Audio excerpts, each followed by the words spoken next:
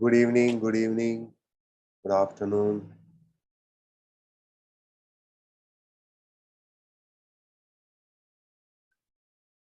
राधे राधे। मेरी आवाज आ रही है ना आप लोगों को?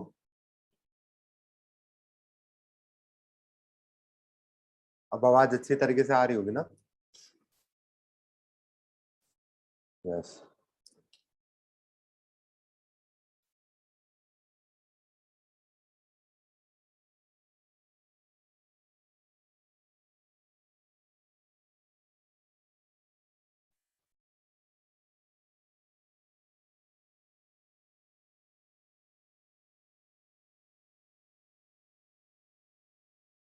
Good afternoon.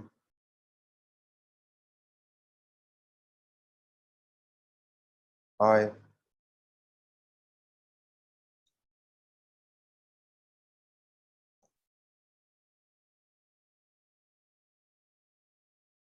H2S क्या है बताइए? कंपाउंड की आपका एलिमेंट।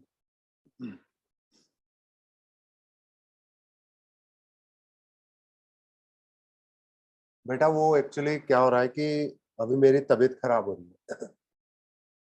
बारिश में भीग गया था, उस वजह से बुखार आ रहा है मुझे, अभी भी बुखार आ रहा है। ठीक है। तो इस वजह से मैं आपके डाउट्स जो LN+ पे हैं वो अभी आंसर नहीं कर पाया हूँ। ठीक है। तो थोड़ा पेशेंस रखना, मैं 1-2 दिन में उन्हें क्लियर कर दूंगा। मेरा रूटीन होता है डेली का, डेली जो डाउट आता है। ठीक है। ठीक है। बोर्ड पे नहीं पढ़ाएंगे बेटा, अभी अपन आईपैड से ही करेंगे। ठीक है। हाँ। H2S कंपाउंड है कॉस्टिक सोडा। कॉस्टिक सोडा का फॉर्मूला क्या है बताइए? क्या है? NaOH। Very good. Caustic soda का फॉर्मूला है NaOH। ये भी क्या है? कंपाउंड है। क्या लाइम वाटर का कोई फॉर्मूला बताएगा मुझे? Very good. CaOH का होल टाइप। ये लाइम वाटर है, इसका फॉर्मूला है CaOH का होल ट्वाइस। ये क्या है? कंपाउंड। ठीक है। NO2 कंपाउंड है। ठीक है। O2 आपका एलिमेंट है। अब एलिमेंट, मॉलिक्यूल, एटम और कंपाउंड, इन चीजों में हम लोग डिफरेंस क्रिएट करेंगे, जो कि आज अपन स्टडी करेंगे एटम्स और मॉलिक्यूल्स के थ्रू। ठीक है। बताइए जीनोन क्या होगा? Very good. H2 क्या होगा? H2। Very good. ठीक है। समझ में आ रहा है ना? एलिमेंट क्या होता है? Made up of same type of atoms, and compound is made up of different type of atoms. ठीक है। Very good. ये नोट कर लो सब। कर लिया?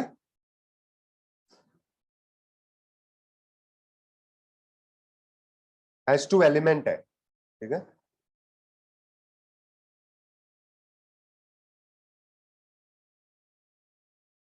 ठीक है। आज हम लोग लर्न करने जाएंगे नई चीज, एटम्स एंड मॉलिक्यूल्स। लिखो, एटम्स एंड मॉलिक्यूल। ठीक है। मेरी एडवाइस आपसे ये रहेगी कि इन डेफिनेशंस पे ज्यादा स्ट्रेस ना करें। डेफिनेशन को, हाँ कास्टिक सोडा बेटा NaOH होता है। कास्टिक सोडा NaOH होता है, वो कंपाउंड होगा। ठीक है। मेरी एडवाइस ये रहेगी कि पेशेंस रखें। ठीक है। और इन डेफिनेशंस पे एकदम इनको समझने की कोशिश करें, समझने का ज्यादा प्रयास करें, रादर देन इनको फेस वैल्यू पे लेने की। मतलब जैसा एग्जैक्ट वर्ड लिखा हुआ है वैसे ना लेते हुए समझने का ज्यादा प्रयास करें, आपको जल्दी समझ में आएगा। ठीक है, मेरा एक्सपीरियंस ये कहता है। तो एटम क्या है? ठीक है, हाँ, नहीं अपन स्टेप वाइज जनरल केमिस्ट्री को कवर कर रहे हैं, ये नया टॉपिक नहीं है, ये स्टेप वाइज जनरल केमिस्ट्री को कवर कर रहे हैं। ठीक है, तो यहाँ पर लिखो एटम के बारे में जो मैंने, हाँ, मैं डेफिनेशन लिखाता हूँ। फंडामेंटल पार्टिकल नहीं है बेटा, फंडामेंटल पार्टिकल तो इलेक्ट्रॉन प्रोटॉन न्यूट्रॉन है। ठीक है, यहाँ पर आप लिखोगे एटम, एटम होगा।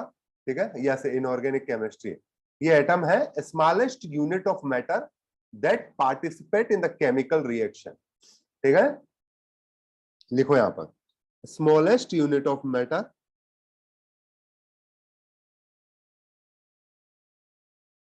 लिखो that participate in chemical reaction. लिखो, डेफिनेशन कुछ अच्छी लगी, समझ में आया कुछ? हाँ, स्मॉलेस्ट यूनिट ऑफ मैटर। ठीक है, स्मॉलेस्ट यूनिट जो केमिकल रिएक्शन में पार्टिसिपेट करती है। ठीक है, अब मुझे बताइए, मैं अगर यहां पर देखूं H2 प्लस हाफ O2, या फिर मैं ऐसे लिखूं 2H2 plus O2 gives 2H2O, correct है? तो यहां पर क्या हुआ होगा? HHOO and OHH। तो यहां पर क्या नजर आ रहा है आपको? HH का बॉन्ड टूटा होगा, ऑक्सीजन ऑक्सीजन का बॉन्ड टूटा होगा, ऑक्सीजन हाइड्रोजन का बॉन्ड बना होगा। ये चीज समझ में आ रही है आपको? HH का बॉन्ड टूटा होगा। ठीक है, फोकस करो बेटा यहां पर। ठीक है, मैं जो बोल रहा हूं उसके आंसर करो यस और नो में, उससे मुझे पता चलेगा आपकी चैट से कि हाँ आपको समझ में आ रहा है। ठीक है, HH का बॉन्ड टूटा होगा। हाँ, H2 यहां पर एटम नहीं है, H2 एटम नहीं है, समझो यहां पर H भी टूटा है, क्योंकि आपको देखकर समझ में आ रहा है कि H2 डायरेक्टली अटैच नहीं है, क्योंकि H2O का स्ट्रक्चर ऐसा है। तो मतलब अलग अलग हाइड्रोजन टूटे होंगे और ऑक्सीजन के साथ जुड़े होंगे। ठीक है, अलग अलग हाइड्रोजन टूटे होंगे और ऑक्सीजन के साथ जुड़े होंगे। ठीक है,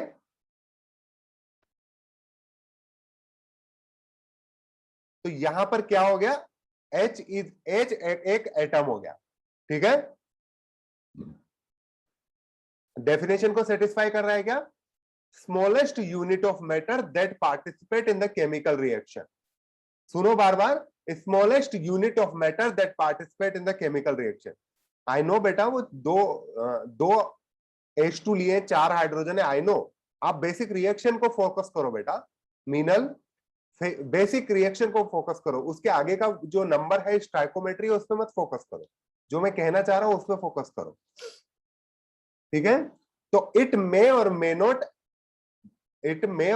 exist in free state in nature. यहां लिखो, इट मे, किसकी बारे में बात हो रही है? एटम के बारे में। ठीक है, इट मे और may not exist in nature in free state. लिखो सब समझ में आएगा बेटा। अभी मैं तुम्हें इंटरनेट की स्पीड दिखाऊं ना मेरी वाली, तो आपको पता चलेगा कि चलो मैं आज आपको दिखाता ही। ठीक है, देखो,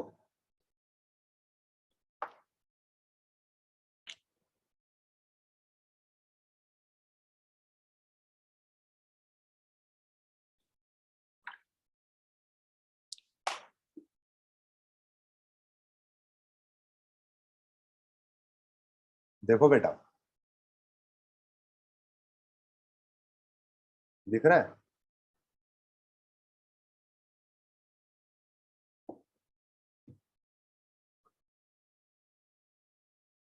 आपको नहीं दिख रहा होगा शायद, यहाँ पर अगर मैं दिखाऊं ना इस चीज को, तो आपको पता चलेगा कितनी स्पीड है। अब इस चीज को देखो,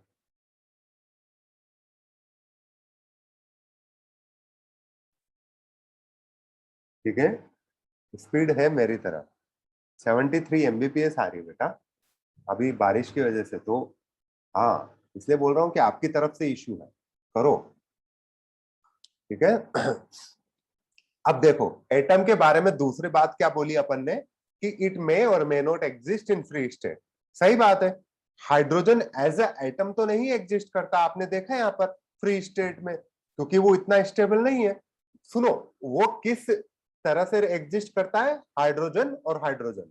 ठीक है बेटा, पढ़ाई के टाइम पे पढ़ाई भी करेंगे अपन, और मजे के टाइम पे मजे भी करेंगे, बातें भी करेंगे। ठीक है, एटम के अंदर हम लोग यहाँ लिखते हैं कि एटम के अंदर सम फंडामेंटल पार्टिकल्स होते हैं।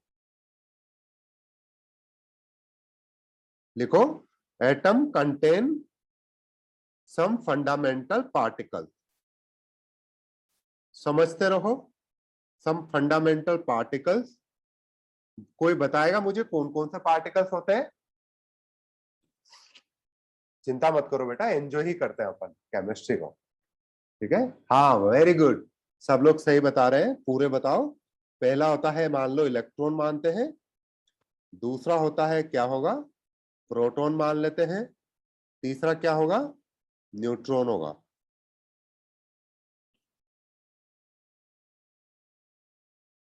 ठीक है, very good. Proton, electron and neutron, ये क्या होते हैं, एटम के अंदर एग्जिस्ट करते हैं। ठीक है बेटा, इन छोटी छोटी चीजों को बार बार नहीं बताया जा सकता, इसलिए आपको एक बार में ढंग से सुनना होगा बेटा। ठीक है, हाँ अब सही आ रहा है। अब यहां पर अगर मैं फंडामेंटल फिगर बनाऊं इलेक्ट्रॉन का, तो इस तरीके से बनाऊंगा। यहां पर देखो कि जनरली इस तरीके का फिगर होता है, हालांकि ये गलत है। ठीक है, ये गलत है, पर इसको समझो कि यहां पर आपका प्रोटॉन होता है, यहां पर न्यूट्रॉन होता है, और इलेक्ट्रॉन इसके सराउंडिंग ऑर्बिट में। बेटा स्क्रीन वर्क तो कर रही है यार, स्क्रीन वर्क कर रही है ना, सब लोगों की कर रही है बेटा, आप रीस्टार्ट करो।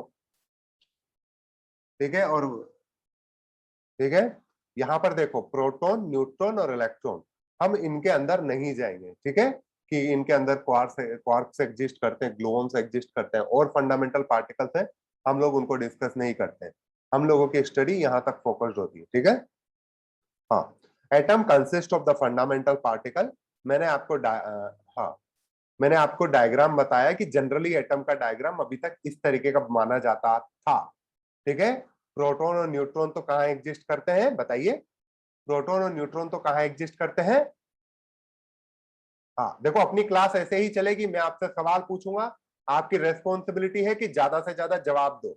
गलत जवाब मैं नाम पढ़ लूंगा और थोड़ा उनको सही कर दूंगा, इंफॉर्मेशन सही कर दूंगा। गलती हो तो अपने को पता तो चलना चाहिए ना। इलेक्ट्रॉन कहाँ एग्जिस्ट करता है, जनरली अपन मानते हैं कि सराउंडिंग स्पेस में रिवॉल्व करता है। ठीक है, दूसरा अपन पढ़ते हैं, एटम के बाद पढ़ते हैं मॉलिक्यूल। अब इंपॉर्टेंट बात यह है, एटम के बारे में आपने पढ़ा कि बेसिक फंडामेंटल यूनिट है मैटर की, स्मॉलेस्ट यूनिट, यू बोलो कि स्मॉलेस्ट यूनिट है, नॉट फंडामेंटल। ठीक है, स्मॉलेस्ट यूनिट है जो रिएक्शन में पार्टिसिपेट करती है। ये इंडिपेंडेंटली एग्जिस्ट भी कर सकती है, ये इंडिपेंडेंटली एग्जिस्ट नहीं भी कर सकती है। ठीक है, मोलिक्यूल क्या है, हम लोग मॉलिक्यूल की सीधी सादी भाषा बोलेंगे, molecule is formed when more than one atom of same type और different type chemically combined.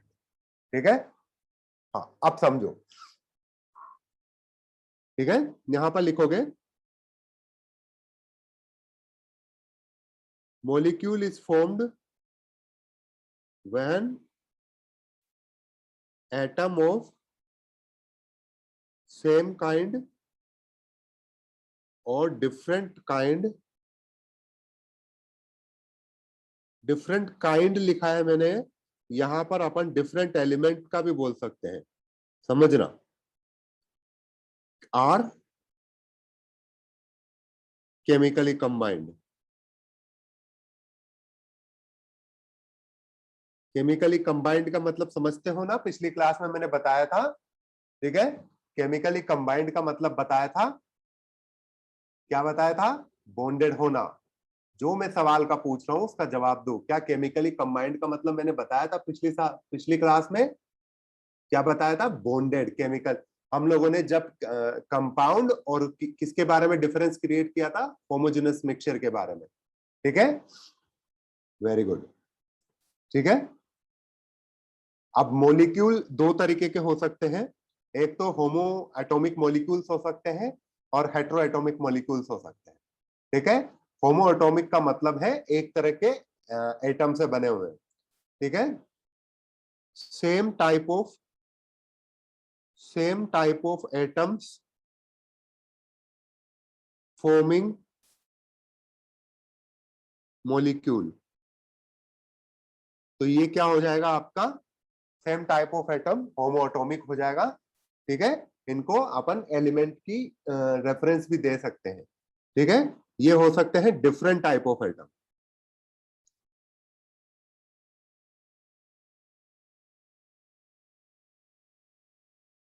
Same type of atom forming a molecule, और ये मॉलिक्यूल मिलकर क्या बनाते हैं, एलिमेंट। और different type of atom forming a compound, forming a molecule. लिखो, forming a molecule, molecule क्या बनाएंगे ये, कंपाउंड। ठीक है, अब इसमें चीज देखो, एक चीज समझो, what is an element, what is the atom, what is the molecule and what is the compound. अब इस चीज को समझना, आप लोग समझना इस चीज को। होमो एटॉमिक हेटेरो एटॉमिक कोई जरूरी नहीं है, अभी आपको समझ में आ जाएगा। ठीक है, अभी मैं बता रहा हूं, उस पर फोकस करो बेटा। ठीक है, होमो एटॉमिक हेटेरो एटॉमिक लिख सकते हैं। सब सुन रहे हैं क्या मेरी बात, क्या सब मेरी बात सुन रहे हैं क्या? हाँ, अब मैं आपसे बोलता हूं, मैंने आपको रिएक्शन करवाई थी, H2 gas O2 gas forms 2H2O। ये रिएक्शन करवाई थी मैंने आपसे, सिंपल सी रिएक्शन, हाँ या ना में जवाब दो। ठीक है, ये रिएक्शन आपने कैसे करवाई होगी, रिएक्शन मुझे समझाओ, मतलब एक्सपेरिमेंटली लैब में कैसे करवाई होगी। आपने यहां पर H2 का कंटेनर लिया, आपने O2 का कंटेनर लिया, मैं यूं कह रहा हूं, समझो, आपने H2 का कंटेनर लिया, आपने O2 का कंटेनर लिया, और इनको कंबाइंड करते हुए आपने, आपके वाटर अवेलेबल हो गया, कोई दिक्कत नहीं है।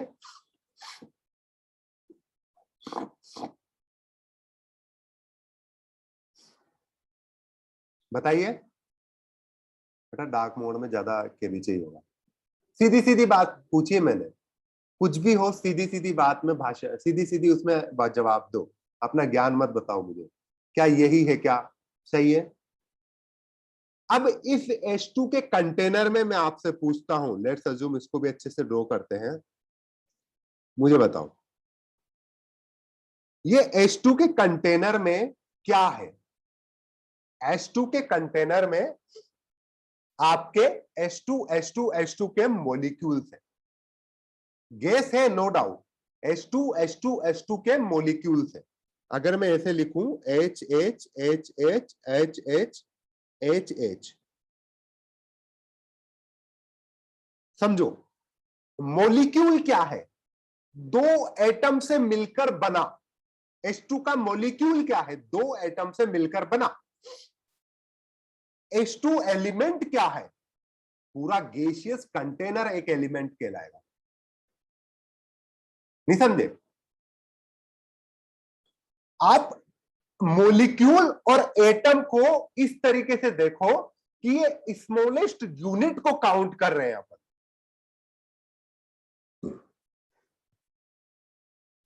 और एलिमेंट और कंपाउंड होता है कि वो जो कंटेनर है वो यूं समझो कि वो एलिमेंट, अभी जैसे आपने डायमंड लिया, तो आप इसको क्या बोलोगे, this is a form of carbon element है डायमंड। आपने चोक चारकोल लिया, तो कार्बन का एलिमेंट है चारकोल। ठीक है, आप ये बोलोगे ना। आपने O2 का सिलेंडर लिया, तो आप क्या बोलोगे, O2 एलिमेंट का सिलेंडर है ये। आपने H2O का सिलेंडर लिया, बकेट में पानी लिया, तो आप क्या बोलोगे, H2O कंपाउंड की बकेट है ये। नहीं समझे? H2O कंपाउंड की बकेट है, O2 एलिमेंट का सिलेंडर है। यहां पर लिख लो H2 एलिमेंट का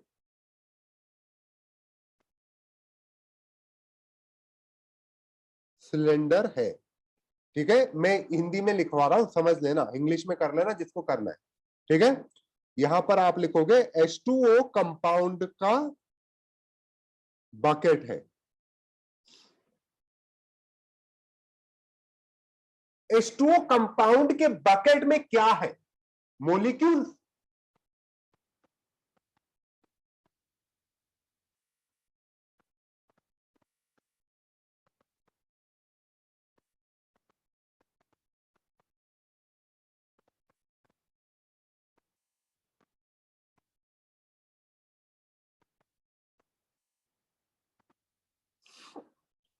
आया समझ में?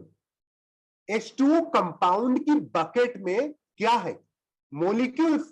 कौन सा मोलिक्यूल? हेट्रोएटॉमिक, जो different different atom, different type of atom से मिलकर बना हो। H2 एलिमेंट के सिलेंडर में क्या है? बताओ, H2 एलिमेंट के सिलेंडर में क्या है?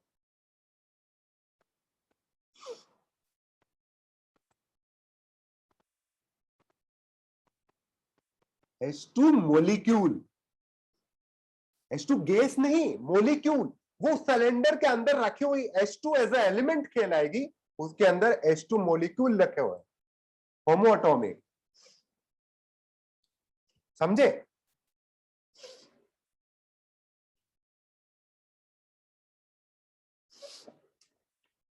अब मुझे बताइए, यहां पर मैं आपसे बोलूं classify following in atom, molecule, compound और एलिमेंट। ठीक है,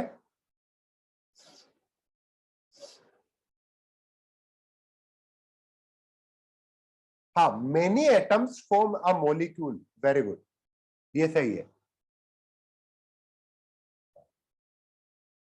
अब बताओ, P4 एक मॉलिक्यूल होगा ना, P4 का,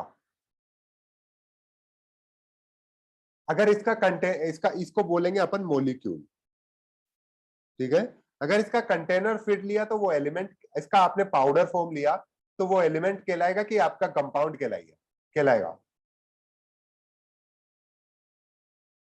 चीजें क्लियर हो रही है आपको? ठीक है, अगर आपने फोस्फोरस लिया तो बताइए क्या है? एटम। ठीक है, हाँ, ये आइसोलेटेड फॉर्म में अगर एग्जिस्ट करता है तो ये एलिमेंट कहलाएगा। ठीक है, जैसे करता नहीं। ठीक है, नाइट्रोजन, बताइए। चलो आप केवल आप मोलिक्यूल और एटम बताइए, एलिमेंट वगैरह को आपने कर रखी एक्सरसाइज। नाइट्रोजन क्या है बताइए, एटम। N2 क्या है बताइए, बताइए। एटम के लिए ए लिख दो, मोलिक्यूल के लिए M लिख दो। ग्लूकोज, बताइए क्या है? अगर मैं यहां पे ग्लूकोज का C6H12O6 लिख दूं तो क्या है? मोलिक्यूल। अब समझ में आ रहा है? C60, बताइए, ये मोलिक्यूल। O3 molecule. जीनोन, बताइए, एटम। समझ में आया? अब S8 बताइए, मोलिक्यूल होगा कि एटम होगा? मोलिक्यूल। ठीक है, हुआ क्लियर? हाँ बेटा, जीनोन एक नोबल गैस है, वो जनरली मोलिक्यूल की फॉर्म में एग्जिस्ट करती है, कंपाउंड बनाती है, पर एज ए जीनोन दिया है मैंने, क्या वो एटम है। ठीक है, यहां पर एक चीज लिखो, जनरल साइज ऑफ एटम, आपको आइडिया होना चाहिए 10⁻⁻10 मीटर, और जनरल साइज ऑफ न्यूक्लियस होती है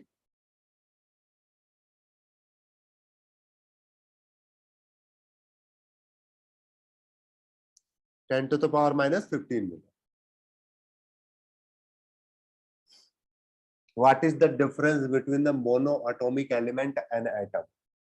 मोनो एटॉमिक एलिमेंट, वही बेटा एलिमेंट और एटम में जो डिफरेंस है, नहीं समझे, वही चीज है। अभी आप जीनोन का आपने सिलेंडर लिया तो उसे एलिमेंट बोलोगे। हाँ जीनोन, मैंने यहाँ पे आपको केवल है ना, जीनोन का आपने सिलेंडर लिया तो उसे एलिमेंट बोलोगे। कौन सा एलिमेंट? मोनो एटॉमिक एलिमेंट, ठीक है। ग्लूकोज अगर आपने लिया है तो मैंने अब ना बेटा हटा दिया है, कंपाउंड और एलिमेंट क्लासिफिकेशन मैंने यहाँ पर हटा दिया, आपको केवल मोलिक्यूल और एटम का बताना है, ठीक है बेटा। राधिका प्रधान, आपको केवल यहाँ पर किस चीज का बताना है? मोलिक्यूल और एटम का क्लासिफिकेशन, ठीक है। जनरल साइज ऑफ एटम ये है, जनरल साइज ऑफ न्यूक्लियस 10⁻⁻15 या 10⁻⁻14 मीटर होता है, ठीक है। कुछ यूनिट याद रखो, 1 एंगस्ट्रोम इक्वल टू 10⁻⁻10 मीटर हो गया, ठीक है। 1 पिकोमीटर ये हो गया 10⁻⁻12 मीटर। 1 नैनोमीटर ये हो गया 10⁻⁻9 मीटर, ठीक है।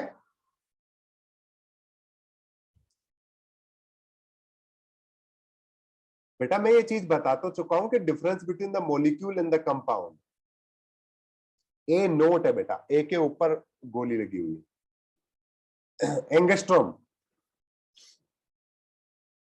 ये यूनिट्स थे कन्वर्जन की, जैसे आप मीटर से सेंटीमीटर करते हो ना, 10⁻²सेंटीमीटर इक्वल्स टू 1 मीटर, उसी तरीके से है बेटा। आपको मैंने मोहित कुमावत, मैंने आपको होमोमोलिक्यूल ये सब चीजें पढ़ाई नहीं है।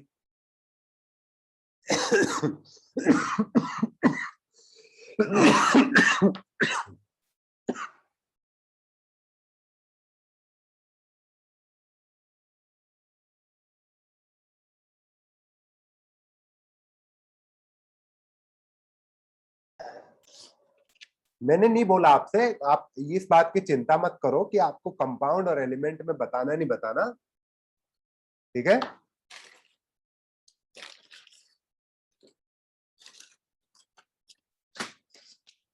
पीएम का मतलब पिकोमीटर, ठीक है।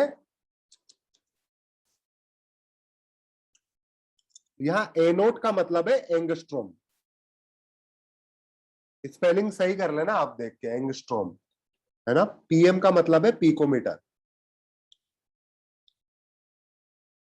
ठीक है। एनएम का मतलब है नैनोमीटर।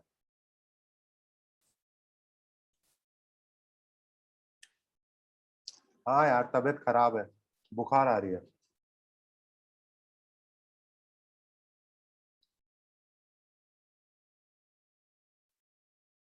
वेरी गुड, किसने बोला है? बिस्वयन बीमाल, इन्होंने बोला है। एनएम का मतलब नैनोमीटर। इन्होंने बोला है कि all compound contains the molecule but all molecule can not form a compound. सही है या नहीं है बताइए। जनीश बेटा कैसी बात कर रहे हो, कोरोना का है होगा हमारे यहाँ, मैं अकेला रहता हूँ बेटा। बताओ, all compound contain the molecule but all type of molecule can not form a compound. सही है, क्योंकि H2 भी एक मोलिक्यूल है। क्या ये कंपाउंड फॉर्म करेगा? नहीं, ये एलिमेंट फॉर्म करेगा, ठीक है। लिख लो इसे।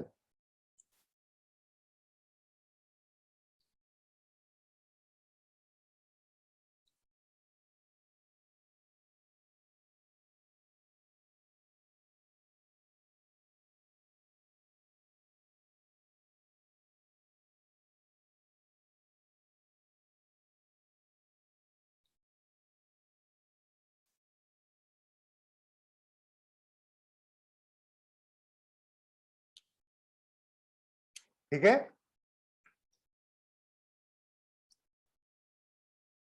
हाँ, एलिमेंट भी एक मॉलिक्यूल है। ठीक है, वेरी गुड वेरी गुड, समझ में आ रहा है कुछ कुछ आपको। देखो बेटा, फालतू के डाउट मत क्रिएट करो, जो मैं सिखा रहा हूं उसको सीखो, अपने आप सब चीजें कवर हो जाएगी, डोंट वरी। ठीक है, अब मैं यहाँ पे कुछ इंफॉर्मेशन दे रहा हूं, आपको याद करनी है। ठीक है,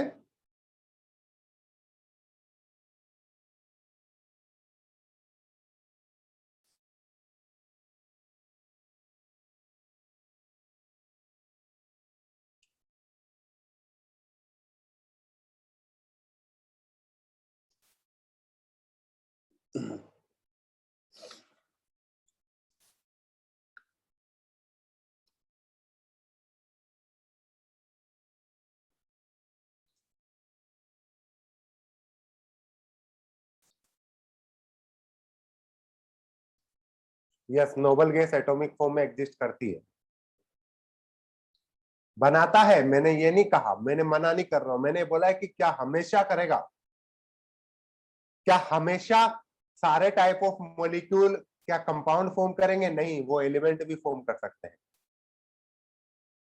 ठीक है, अगर पार्टिकल अपन ने इलेक्ट्रॉन लिया है तो इसका चार्ज है, बताइए, -1.6 इंटू 10⁻⁻19 कूलम। ठीक है, तो मॉलिक्यूल भी है, कंपाउंड भी है। अगर बल्क में लिया है तो कंपाउंड है। अगर एक आइसोलेटेड आपने मॉलिक्यूल लिया है, 6 कार्बन वाला, 12 हाइड्रोजन वाला और 6 ऑक्सीजन वाला, ग्लूकोज, तुम ग्लूकोज मॉलिक्यूल, तो वो मॉलिक्यूल हो गया। मैंने बोला ना आपसे। ठीक है, पार्टिकल इलेक्ट्रॉन, इस पे चार्ज कितना होगा? -1.6 इंटू 10⁻⁻19। इलेक्ट्रोस्टैटिक यूनिट में डाल दिया जाए 4.8 इंटू 10⁻⁻10 इलेक्ट्रोस्टैटिक यूनिट। इसका मास कितना होता है? 9.1 इंटू 10⁻⁻31 केजी और 9.1 इंटू 10⁻⁻28 ग्राम। याद करो सब चीजें। ठीक है, आइसोलेटेड का मीन होता है अलग रहना, अलग। ठीक है, प्रोटॉन, प्रोटॉन पे चार्ज कितना होगा? 1.6 पॉजिटिव, 1.6 इंटू 10⁻⁻19 कूलम। ईएसयू मतलब इलेक्ट्रोस्टैटिक यूनिट।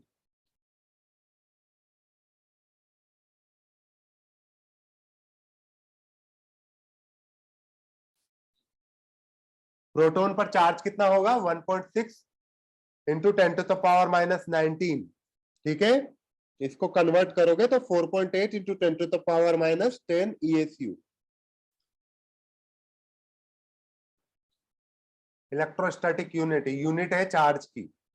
ठीक है, अभी याद करो, इसका मास होगा 1.6725 इंटू 10⁻⁻27 केजी।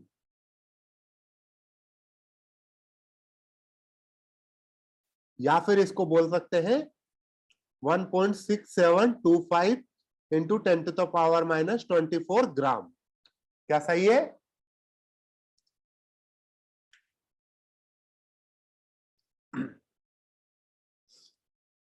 न्यूट्रॉन, न्यूट्रॉन पर चार्ज कितना होता है? वेरी गुड, सबको पता है, 0। इसका मास कितना होता है? Approximately equals to proton.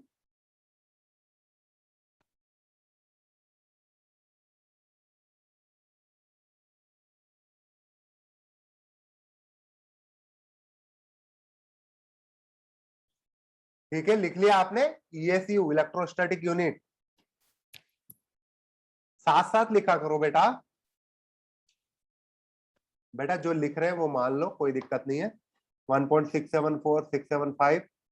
ठीक है, ये यूनिट तो बाहर तक जाएगी, मतलब वो डेसिमल में जाएगी। ठीक है, आपको सही लग रहा है, आपने कहीं रेफरेंस बुक में देखा है तो आप देख सकते हो।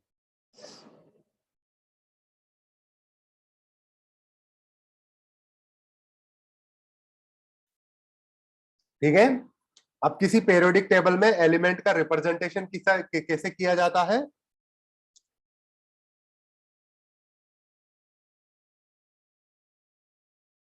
Representation of element in periodic table. आपको देखकर लग रहा होगा कि सर कौन सा टॉपिक पढ़ा रहे हैं, है ना।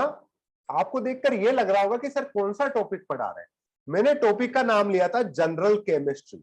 मैं आपको वो इंफॉर्मेशन दे रहा हूं जिससे आपको अभी आगे वाली प्रॉब्लम्स को करने में समझ, मतलब बेसिक एबीसीडी में सिखा रहा हूं आपको, यूं समझ सकते हो। ठीक है, ठीक है। Representation of element in periodic table. Suppose कोई एलिमेंट का सिंबल एक्स है, तो वहां पर हम लोग ऐसे लिख सकते हैं जेड ए, या फिर इसको ऐसा लिखा जा सकता है एक्स जेड ए। यहां पर जेड है एटॉमिक नंबर, ठीक है। इसको हम लोग ये भी बोलते हैं नंबर ऑफ प्रोटॉन्स, और ए है आपका मास नंबर, इसको आप बोलते हो number of protons plus electrons. लिखो जल्दी।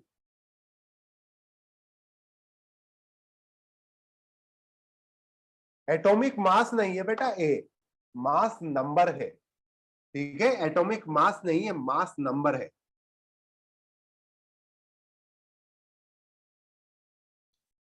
समय जैन आपका वहीं पर गाड़ी रुकी हुई है क्या अभी, इलेक्ट्रोस्टैटिक यूनिट।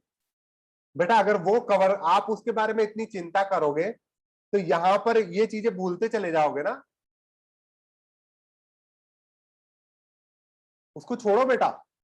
बेटा चिंता मत करो, जो चीजें मुझे समझानी है, जो चीजें आपके लिए जरूरी है, मैं वो बताऊंगा। अननेसेसरी उन पे स्ट्रेन मत डालो।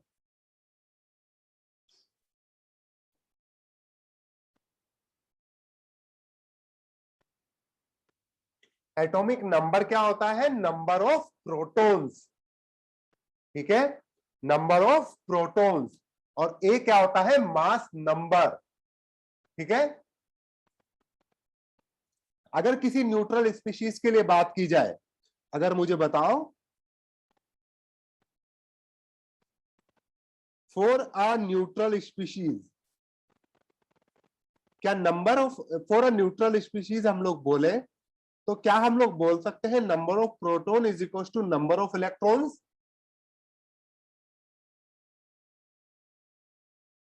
मैं जो बोल रहा हूं उसका आंसर करते चले जाओ, ठीक है। क्या किसी न्यूट्रल स्पीशीज के लिए number of proton number of electrons के बराबर होगा क्या। हाँ, क्योंकि उसमें जितना नेगेटिव चार्ज होगा उतना ही पॉजिटिव चार्ज आना चाहिए। तो उसका क्या होगा, कनिष्क सिंह विशेष, बताइए बेटा, हैंड रेज कीजिए अपना। कनिष्क, कनिष्क सिंह, बताइए बेटा।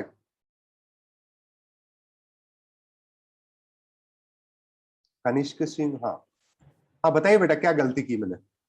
So mass number is equals to number of protons plus number of neutrons. Number of neutrons, very good. और इसके अलावा, That's it, sir. ओके, ठीक है, माइक बंद कर लो बेटा। हाँ, number of protons plus number of neutrons, ठीक है। अब ये बताइए फॉर न्यूट्रल स्पीशीज आपको ये समझ में आया नहीं आया कि number of protons equal to number of electrons, बताइए क्यों। क्यों, क्योंकि जितना नेगेटिव चार्ज है इलेक्ट्रॉन के द्वारा और उतना ही पॉजिटिव चार्ज आना चाहिए। तो जितना इलेक्ट्रॉन्स है, सिंस इलेक्ट्रॉन और प्रोटॉन का चार्ज मैग्नीट्यूड बराबर है, तो जितने नंबर ऑफ प्रोटॉन्स होंगे उतने ही नंबर ऑफ इलेक्ट्रॉन्स आने चाहिए, ठीक है। फॉर एनायनिक स्पीशीज,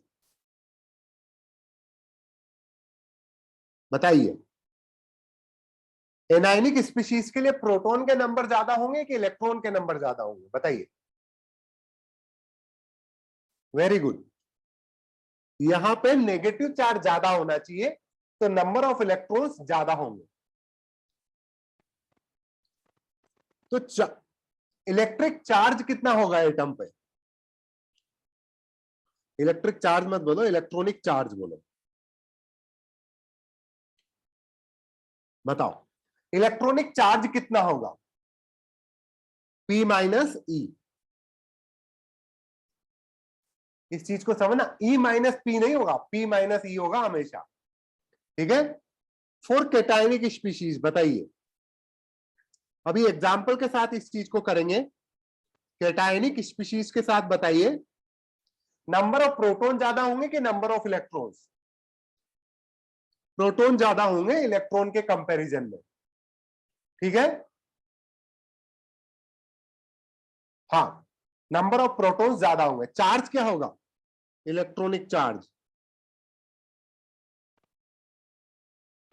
मैं समझाऊंगा अभी, डोंट वरी। P माइनस ई। अब समझना, एग्जाम्पल दो। हाँ, कुछ समझ में नहीं आ रहा, आई नो दैट। समझो, एग्जाम्पल लो। सोडियम प्लस लिया आपने, बताइए सोडियम का एटॉमिक नंबर कितना है? सोडियम का एटॉमिक नंबर है, अगर मैं यहां पर लिखूं Pn और E, सोडियम का एटॉमिक नंबर है 11। अगर इसका मास नंबर 22 है तो इसके नंबर ऑफ प्रोटॉन्स कितने हैं बताइए? मैंने 11 Na+22 लिया है, बताइए नंबर ऑफ न्यूट्रॉन्स कितने होंगे? प्रैक्टिस करो, अब प्रैक्टिस करो। नंबर ऑफ न्यूट्रॉन्स कितने होंगे मास नंबर में से अपन अगर इलेक्ट्रॉन्स को घटा दे तो? बताओ बेटा। ये होंगे 22 minus 11 which is equal to 11। समझ में आया? अब नंबर ऑफ इलेक्ट्रॉन्स कितने होंगे?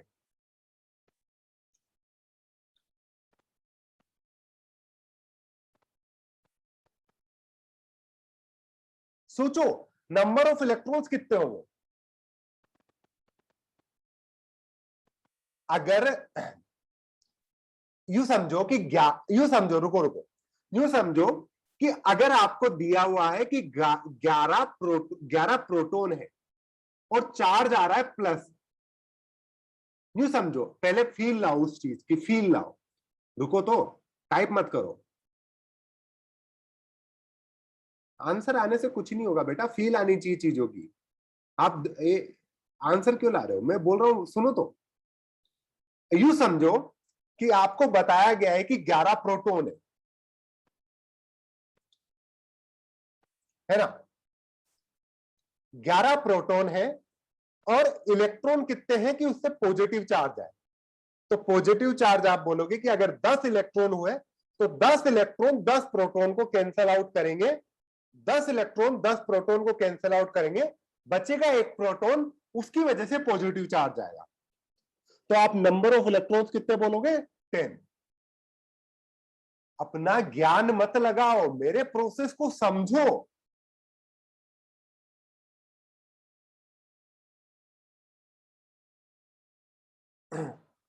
फिर बोलोगे कि मुझे समझ में नहीं आ रहा है, वही तो बोला, नहीं समझ में आ रहा है। रिपीट रिपीट क्या करते रहते हो यार? रिपीट, एक बार में समझा करो। हाँ, अपने अभिमान पे बात लो यार, एक बार में समझ में आना चाहिए। फालतू के आंसर कर रहे हो, क्या फर्क पड़ेगा? सोचो, यूं सोचो, मैं दूसरा एग्जांपल लेता हूं।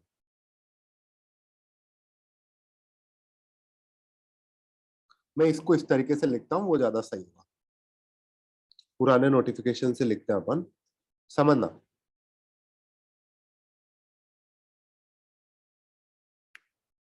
समझे? अब इसमें कुछ समझो।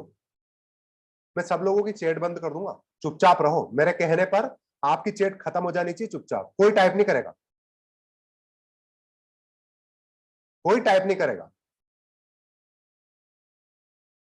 मैं समझा रहा हूं, मुझे मुझे पता है कि किस चीजों में फील देनी है, वरना नंबर्स में उलझ जाने वाले हो आप लोग। समझो, इसमें 8 होगा नंबर ऑफ प्रोटॉन्स, यहां पर समझो।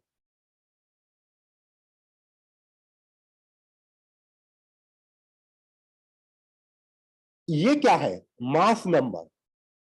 मास नंबर है, एटॉमिक मास नहीं है, मास नंबर। 2 माइनस क्या है? समझो इसे, ये है इलेक्ट्रॉनिक चार्ज। ये एक्चुअल चार्ज नहीं है, ये इलेक्ट्रॉनिक चार्ज है। एक्चुअल चार्ज और इलेक्ट्रॉनिक चार्ज में डिफरेंस क्या होता है? Electronic charge in terms of electrons दिया जाता है। नहीं समझे? यहां 2 माइनस दिया हुआ है, मतलब 2 इलेक्ट्रॉन एक्स्ट्रा है। अगर चार्ज देना होता है इसे तो 2 into minus 1.6 into 10 to the power minus 19 देता है। नहीं समझे? 2 into 1.6 into 10 to the power minus 19 का माइनस ये देता है अगर चार्ज के बारे में बात करता। इसने दिया है इलेक्ट्रॉनिक चार्ज। ठीक है, अब आप समझो कि यहां पर नंबर ऑफ प्रोटॉन्स है आपके 8, नंबर ऑफ प्रोटॉन्स 8 है। Number of neutrons mass number में से सब्ट्रैक्ट कर दो तो आपका 16 माइनस 8 हो गया, ये भी 8 आ गया, बहुत अच्छी बात है। इलेक्ट्रॉन्स कितने होंगे? इलेक्ट्रॉन्स होंगे जितने प्रोटॉन है उससे 2 ज्यादा। अब अपना फॉर्मूला लगाओ। फॉर्मूला क्या था? P minus e equal to charge वाला फॉर्मूला था दोनों जगह पर। P माइनस ई मतलब 8 minus e is equal to charge कितना है? -2। तो E की वैल्यू कितनी होगी? 10। आया समझ में? अब सबको समझ में आया नहीं आया ये?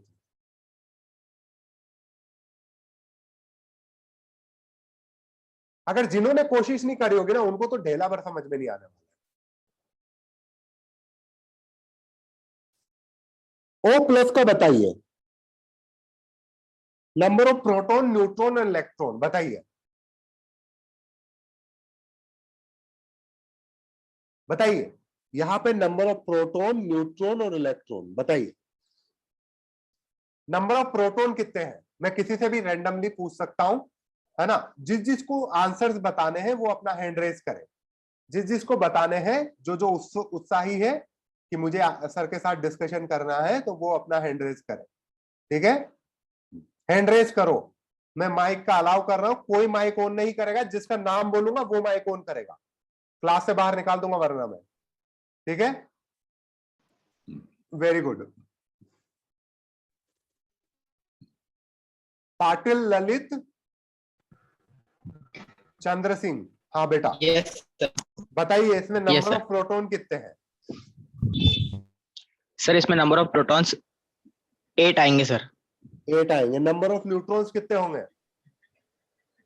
नंबर ऑफ न्यूट्रॉन्स भी 8 होंगे सर। काहे? सर क्योंकि अगर हम एटॉमिक मास नंबर में से प्रोटॉन की जो नंबर है उसको सब्ट्रैक्ट करेंगे तो हमें न्यूट्रॉन्स मिलेंगे सर। Very good. इलेक्ट्रॉन्स कितने होंगे? सर जबकि इस पर चार्ज जो है वो पॉजिटिव है, इसकी वजह से, और वो सिंगल पॉजिटिव है, इसकी वजह से जो इलेक्ट्रॉन्स का नंबर होगा वो न्यूट्रॉन से एक कम हो, प्रोटॉन से एक कम होगा, इसलिए Very good. इलेक्ट्रॉन्स का नंबर 7 आएगा सर। Very good. बंद कर लो भाई बेटा माइक। ठीक है,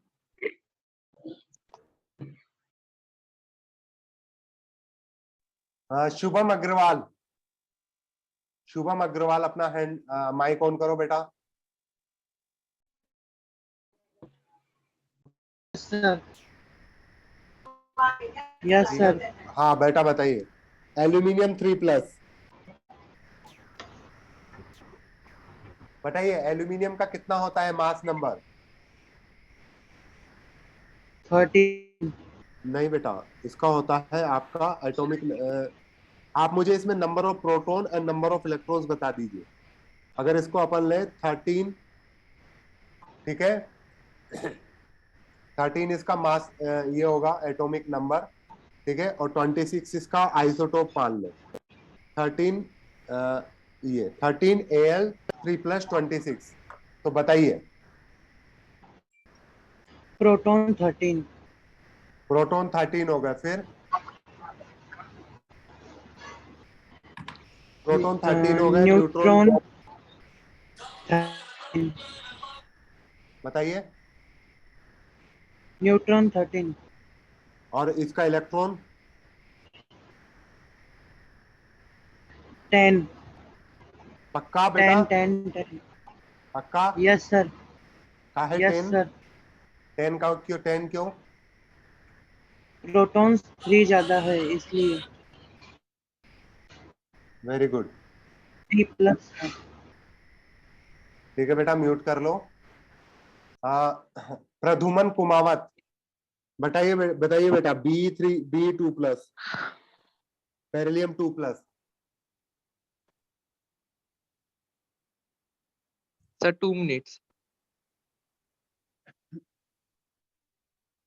8 वाला आइसोटोप लो इसका, बताइए बेटा। मैंने आइसोटोप लिया है हर्ष, मैंने आइसोटोप लिया है, वहां पे 27 होना चाहिए था, मैंने उसका एक वो लिया है आइसोटोप। Sir, proton 4. ठीक है, number of electrons, 4. Number of electrons कितने होंगे बताइए। Electrons, sir, 2 हाँ। minutes. Sir, 2. 2, और यहाँ पर न्यूट्रॉन्स, Sir, 4. ठीक है। हाँ, चलो ठीक है, माइक बंद कर लो। मैं यहाँ पे आपको कुछ होमवर्क दूंगा, ठीक है, वो आपको करके लाना है कल घर पे से, ठीक है। यहाँ पर आपको करना है C2+ का, आपको केवल number of proton and number of electrons बताना है, ठीक है। न्यूट्रॉन की चिंता मत करना, क्योंकि वहां पर आइसोटोप आते हैं, ठीक है, उस पर डिपेंड करेगा वो मास नंबर, ठीक है। अभी आप केवल इसकी चिंता करना।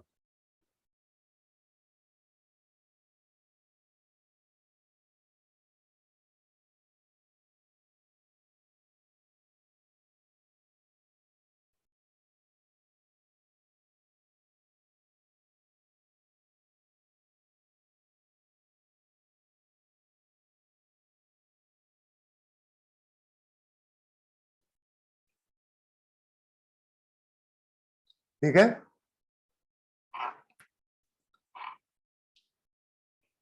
ये भी लिख लेना।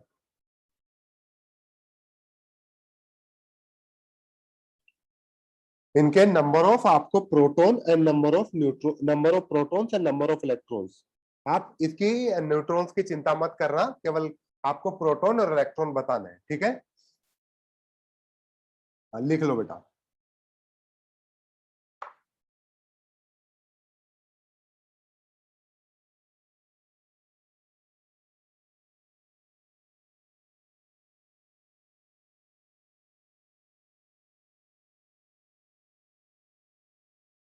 एक, हाँ, एक चीज में कल आपको बताना थोड़ा मिस हो गया था, ये चीज ध्यान रखना कि आपको अलग अलग कॉपी बनानी है, रेस की अलग कॉपी बनेगी, शीट की अलग कॉपी बनेगी, और जो नोट्स बना रहे हो उसकी अलग कॉपी बनेगी, ठीक है। रेस की अलग कॉपी बनेगी, शीट की अलग कॉपी बनेगी, जो नोट्स बना रहे हो उनकी अलग कॉपी बनेगी।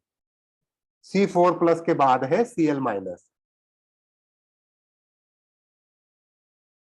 क्लोरीन, ठीक है, ये है कार्बन 4-, ठीक है, oxygen minus, O2 2-, Mn+7, Mn+5, Mg2+, neon P4-, N-, Ti+1, titanium +1, chromium +3, chromium +6। आपको नंबर ऑफ न्यूट्रॉन्स के बारे में चिंता नहीं करनी है, आपको केवल प्रोटॉन और इलेक्ट्रॉन बताने हैं, ठीक है। इसलिए आपको मास नंबर की जरूरत नहीं पड़ेगी, डोंट वरी, ठीक है। आपको 3 बुकलेट्स बनानी है। पहली होगी आपकी रेस की कॉपी, जिसमें रेस के सॉल्यूशन लिखोगे आप। दूसरी होगी शीट की कॉपी, जिसमें शीट के सॉल्यूशन करोगे। और तीसरी होगी नोट्स की, ठीक है। कोई दिक्कत नहीं है, अनरूल्ड रूल्ड कुछ भी लिख लो, ठीक है। ये सब लिख लिया। अब इसके बाद हम लोग पढ़ेंगे सम इंपोर्टेंट आइसोटॉम्स।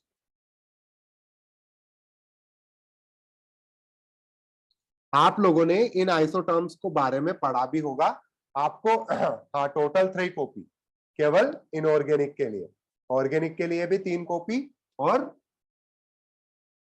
उसके लिए भी 3 कॉपी, ठीक है, फिजिकल के लिए भी। हाँ, तीनों के लिए अलग अलग कॉपी बनेगी, ठीक है, तीनों के लिए अलग अलग कॉपी बनानी है आपको, ठीक है। तो आप लिखोगे, पहला वाला आइसोटॉम लर्न करोगे, आइसोटोप्स, ठीक है। आइसोटोप्स क्या होते हैं, कोई मुझे बताएगा आइसोटोप्स? मैं सब सिखा दूंगा बेटा, चिंता काहे कर रहे हो, मैं बता दूंगा कि क्या कहाँ लर्न करना है, सब बता दूंगा, ठीक है। अभी हाँ, टोटल 9 कॉपी है, अभी तो 3 के बारे में ही चिंता करना, ठीक है। Very good, same atomic number but different mass number. यहां पर लिखोगे atoms of an element having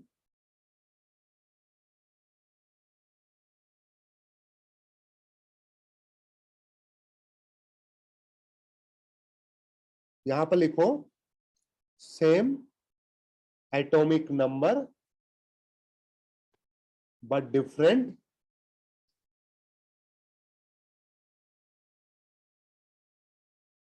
mass number. ठीक है, हाँ, same atomic number but different mass number, इसको क्या बोलेंगे?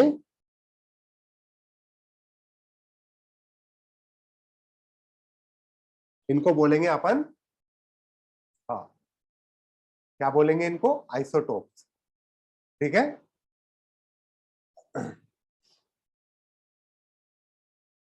यहां पर देखो carbon C6C12 6C14 7C14 sorry 7C नहीं होगा 7N14 7N15 8N 8O 8O15 8O16। बताइए इसमें इन सबको अपने अपने आइसोटोप्स के पेयर में आपको अरेंज करना है।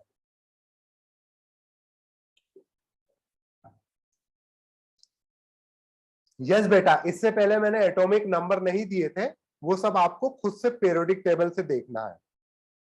ठीक है, क्या इनको हम लोग आइसोटोप के पेयर में अरेंज कर सकते हैं क्या? बताइए।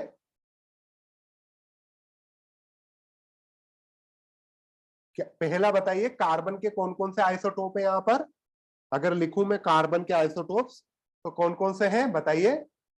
अगर मैं इसको फर्स्ट, इसको सेकंड, इसको थर्ड, इसको फोर्थ, इसको फिफ्थ और इसको सिक्स्थ नंबर दूं तो कार्बन के कौन कौन से हैं? 1 और 2, मतलब C6C12 6C14। समझ में आ रहा है सबको?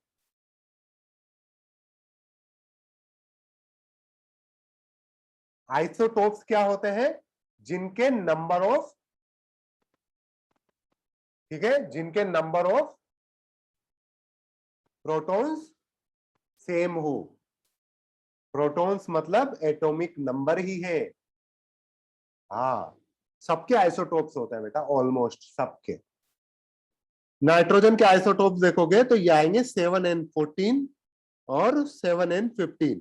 अब इनमें देखो सेम एटॉमिक नंबर है, 7 7 सेम एटॉमिक नंबर है। ऑक्सीजन के देखोगे तो 8 ऑक्सीजन 15 8 ऑक्सीजन 16। ठीक है, सेम एटॉमिक नंबर है, डिफरेंट मास नंबर है। अब मुझे बताओ,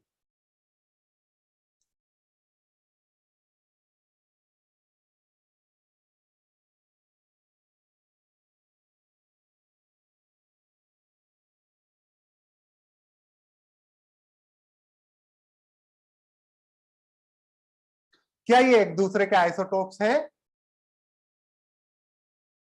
क्या ये बेटा सब लोग आंसर करो, सही गलत सब पता चलेगा, सब लोग आंसर करो। हाँ बेटा, ये एक दूसरे के आइसोटोप्स है।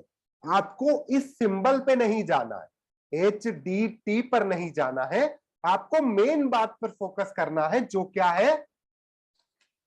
आपका मेन बात पर फोकस करना है। मेन बात क्या है? एटॉमिक नंबर सेम होना चाहिए। ठीक है, atomic number, number of protons. तो बताइए 1H1 1D1 1T1, क्या इनके एटॉमिक नंबर सेम है क्या? यस, इनके सबके एटॉमिक नंबर सेम है। तो इसकी वजह से ये तीनों क्या है? Isotopes of each other.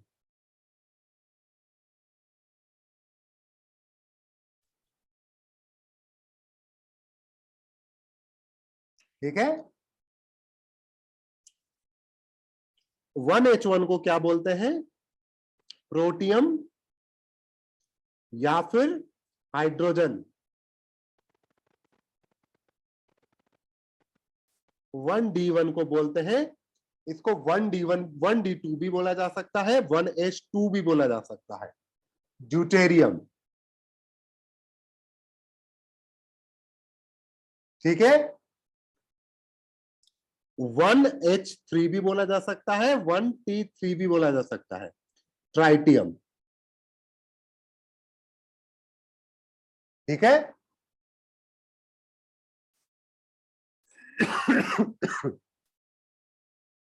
Protium, deuterium, tritium, hydrogen, deuterium, tritium.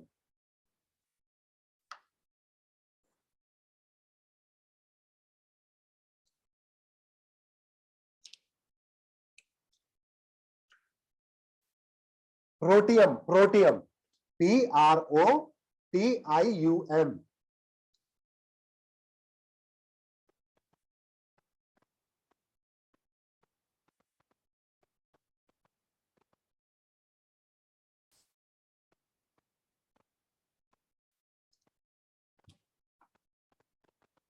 ठीक है। दूसरी चीज पढ़ेंगे अपन, आइसोबार्स। लिख लिया है सबने? बेटा डेफिनेशन लिखा तो रखिए। Elements of the atoms of an element having same atomic number but different mass number. दूसरी हम लोग चीज पढ़ेंगे आइसोबार्स। लिखो, वेरी गुड। आइसोबार्स ये क्या है? Same mass number but different atomic number.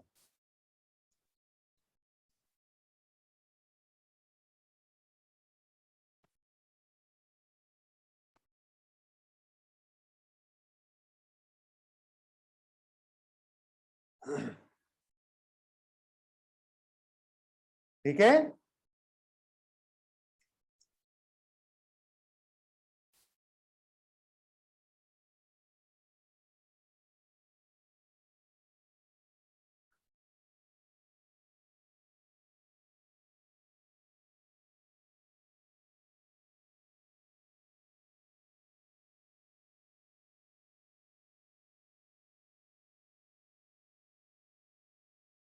अब इनमें मुझे बताइए कि कौन कौन इनके आइसोबार के पेयर अलग अलग कीजिए। जो आइसोबार्स है उनको अलग रखिए और जो आइसोबार अलग है अलग वाले उनको अलग रखिए। बताइए। एटॉमिक मास और मास नंबर में डिफरेंस बेटा अभी लर्न करेंगे अपन, डोंट वरी।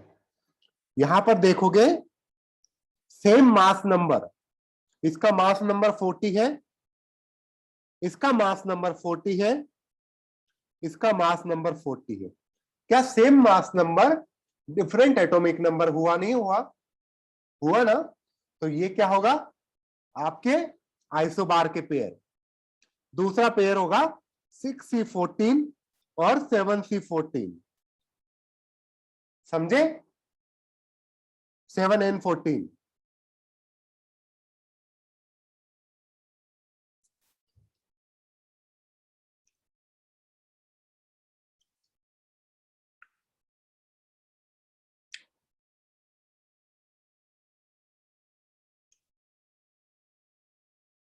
बहुत मजा आ रहा होगा आज। टीचर खूब गलतियां कर रहे हैं लिखने में।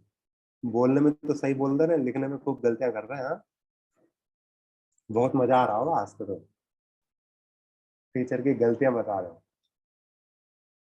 नहीं, शीट की थ्योरी से कोई मतलब नहीं है।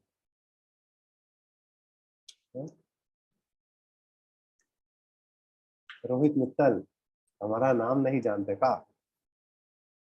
लिखो आइसोटोन्स।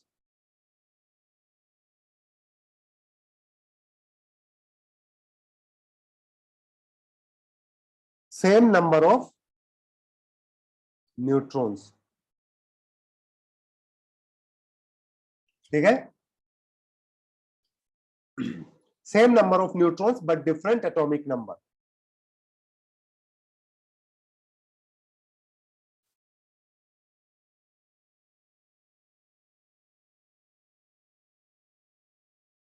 बताइए।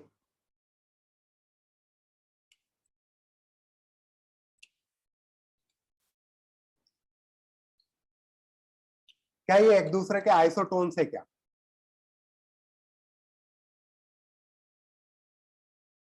ड्यूटेरियम बेटा आइसोटोप है हाइड्रोजन का।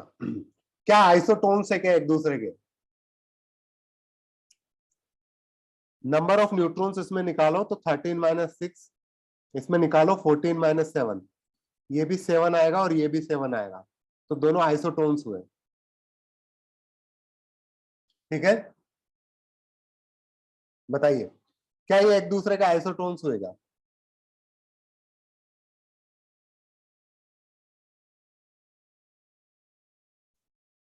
बताइए।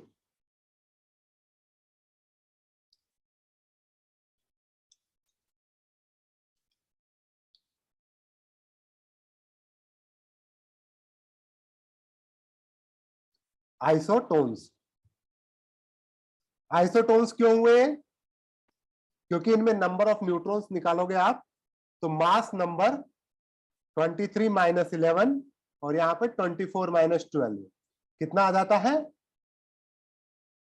दोनों के केस में? Very good. ठीक है,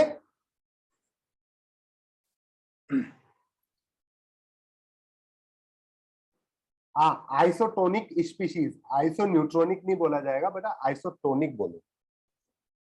जैसे आइसोटोनिक एक्चुअली आप जब ऑस्मोटिक प्रेशर बोलोगे ना वहां पे एक्चुअली डिफरेंस आता है। ठीक है, वो अलग होगा। ठीक है, आपने लिख लिया क्या आइसोटोन्स? इसके फोर्थ वाला क्लासिफिकेशन लिखोगे आइसोडायाफर्स। ये कल सब लोग याद करके लाएंगे। ठीक है, इन चीज को मैं कल पूछूंगा आपसे। ठीक है, आइसोडायाफर्स क्या होता है? Same number in same difference between the number of neutrons minus number of proton. Isotones क्या होते हैं? जिनमें मास नंबर और एटॉमिक नंबर में डिफरेंस सेम हो, मतलब न्यूट्रॉन के नंबर सेम हो।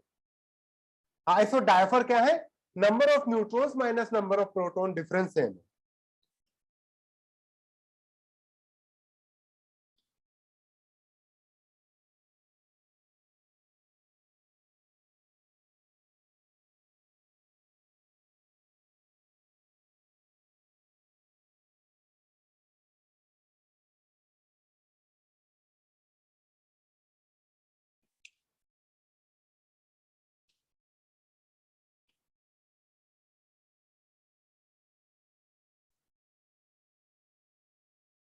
जो अपना फालतू का ज्ञान बांट रहे ना यहाँ पे कि अभी जो पढ़ा रहा हूं ना मैं उसको पढ़ लो, नहीं समझ में आएगा वरना।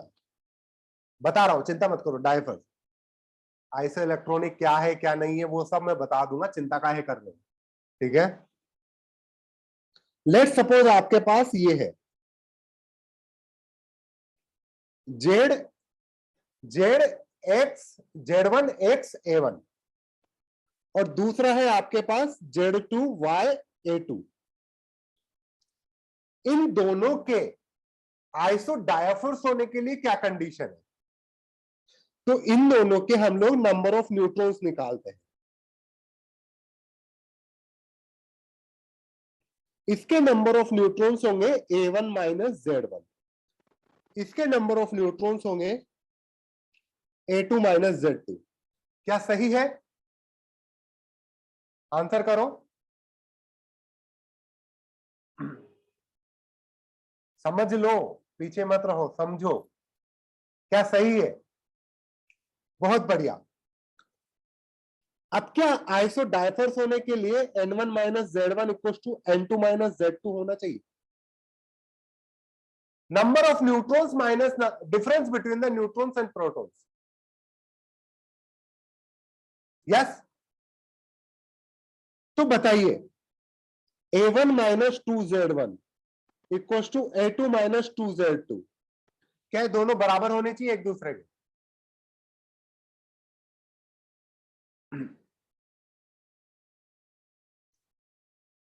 तो क्या मैं जनरल एक फॉर्मूला बता दूं किसी के लिए कि इसके लिए फॉर आइसोडायफर्स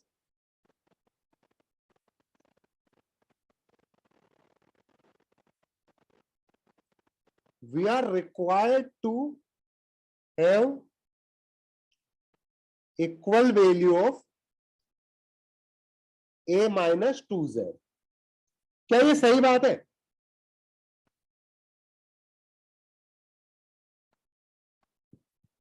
क्या ये सही बात है? आइसोडाइफर्स होने के लिए दोनों के लिए a माइनस 2z की वैल्यू बराबर है। तो अब मुझे बताइए,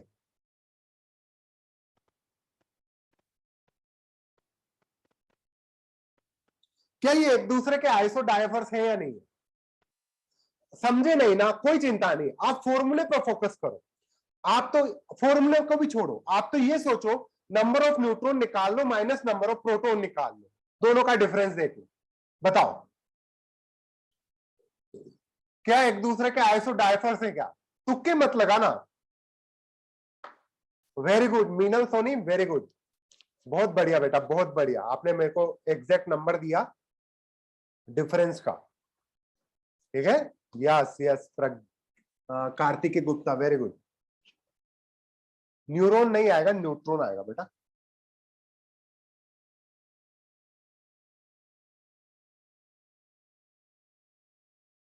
हाँ, अब समझो, पहले इसमें ऐसे करो, अगर फॉर्मूला समझ में नहीं आ रहा तो पहले ऐसे देखो, नंबर ऑफ न्यूट्रॉन निकाल लिए 234 माइनस 90, यहां पे नंबर ऑफ न्यूट्रॉन निकाल लिए 238 माइनस 92, ठीक है। अब नंबर ऑफ न्यूट्रॉन्स माइनस 90 किया यहां पर, और यहां पर जो नंबर ऑफ न्यूट्रॉन्स आए वो को 92 कर दिया, माइनस 92 कर दिया।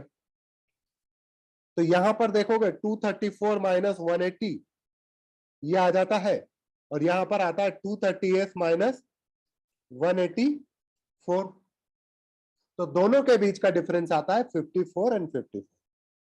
Very good. तो क्या ये एक दूसरे के क्या है?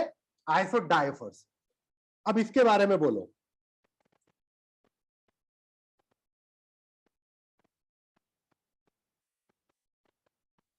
बताइए क्या एक दूसरे के ये आइसोडाइफर्स हैं?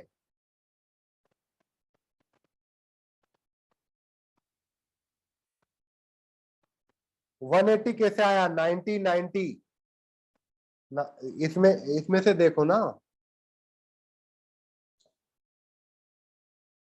Yes 19 minus 9 into 2, direct formula लगाया a माइनस 2z वाला, यहां पर 39 माइनस 19 इंटू 2, तो दोनों के बीच का डिफरेंस आ रहा है 1, ठीक है। क्या ये बताइए मुझे, 19 39, 19 पोटेशियम 39, 11 सोडियम 23, क्या ये एक दूसरे के आइसोटोप से आइसोडाइफर से क्या?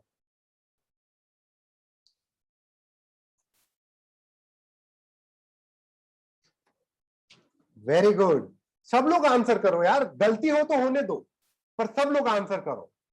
Yes 39 minus 2 into 19, 23 minus 2 into 11,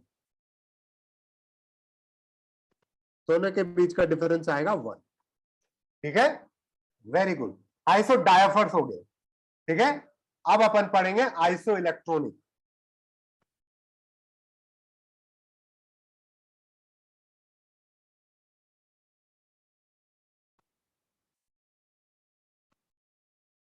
चलो इस चीज को यहां तक ही खत्म करते हैं, आइसो इलेक्ट्रॉनिक अगले लेक्चर से स्टार्ट करेंगे, ठीक है।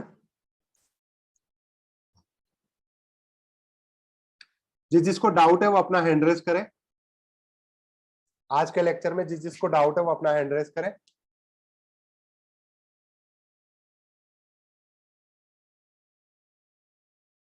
मैं जिसका नाम लूंगा वो अपने आप को अनम्यूट करके बात करेंगे, अदरवाइज आप अपने आप को म्यूट करते रहेंगे, अदरवाइज मैं क्लास से निकाल दूंगा, ठीक है। दिशांत कुमार पटेल, बताइए बेटा क्या डाउट है आपको? सर मॉलिक्यूलर कंपाउंड में बताइए क्या आपको क्या समझ में आया मॉलिक्यूलर कंपाउंड में? सर जैसे कि मॉलिक्यूल में है व्हेन सेम और different kind of atoms are chemically combined then molecule is form. फिर है कंपाउंड का है, compound is something that is made up of different types of element और एटम। ठीक है, तो फिर बताइए हम दोनों दोनों को में क्या बीच, क्या इशू आ रहा है, आपको क्या डाउट आ रहा है? सर जैसे कि H2O एक कंपाउंड है और एक मॉलिक्यूल भी है। यस, H2O का एक मॉलिक्यूल होगा, एक मॉलिक्यूल होगा जिसमें एक हाइड्रोजन एटम, एक हाइड्रोजन एटम, एक ऑक्सीजन एटम है, ये मॉलिक्यूल है। अब ऐसे कई सारे मॉलिक्यूल मिलके कंपाउंड H2O बनाएंगे। अच्छा सर। ठीक है, अपना हैंड लो कर लो। हाँ, मीनल सोनी बताइए बेटा क्या डाउट है? यस सर, तो मेरा डाउट था, ऐसे आपने बताया जैसे एलिमेंट्स होते हैं और मॉलिक्यूल्स होते हैं, तो हम ऐसे कह सकते हैं कि सेम टाइप के एलिमेंट जो हैं, जो सेम टाइप के एटम्स हैं वो एलिमेंट्स बनाते हैं, और सेम डिफरेंट टाइप के एटम्स या फिर मॉलिक्यूल्स हैं वो कंपाउंड बनाते हैं। डिफरेंट टाइप के एटम मिलके एक मॉलिक्यूल बनाते हैं, ऐसे कई सारे मॉलिक्यूल कंपाउंड बनाते हैं, ये बोल सकते हैं। मैंने वही बोला ना आपसे स्टार्टिंग में कि बेटा इतना सीरियसली ना लो इनको, जस्ट समझने की कोशिश करो।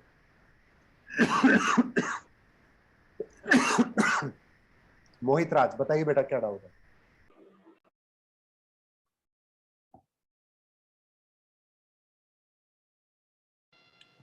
अपना हैंड रेस करके कहाँ चले जाते हो? मन्या तनेजा बताइए बेटा क्या डाउट है?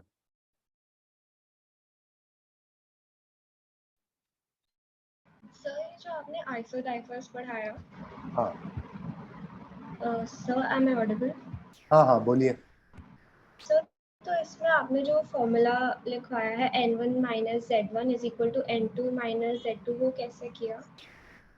N1 minus Z1 is equal to N2 minus Z2, जो ये राइट क्या हैंड है? साइड N1 क्या है बताइए? पे नंबर ऑफ न्यूट्रॉन्स, और Z1 क्या है?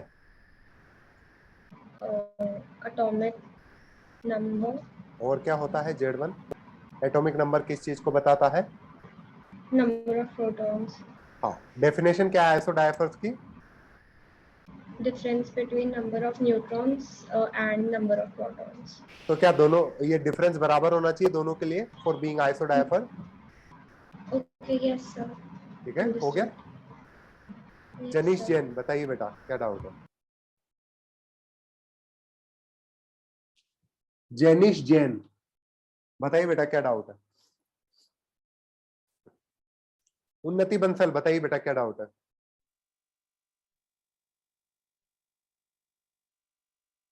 उन्नति बंसल बताइए बेटा क्या डाउट है? दिव्यांशु सिंह बताइए क्या डाउट है? सर हमें डाउट नहीं है, बस ये आइसोडाइफर्स के एग्जांपल देखने हैं, थोड़ा स्लाइड ऊपर कर देंगे। Okay thank you. उन्नति बंसल बताइए बेटा क्या डाउट है?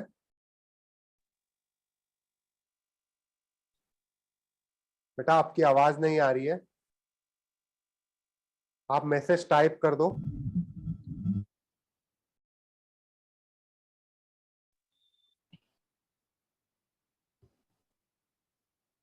अभी होमवर्क नहीं है आप लोगों का, अगली क्लास से स्टार्ट होएगा आपके। शुभम अग्रवाल बताइए बेटा क्या डाउट है?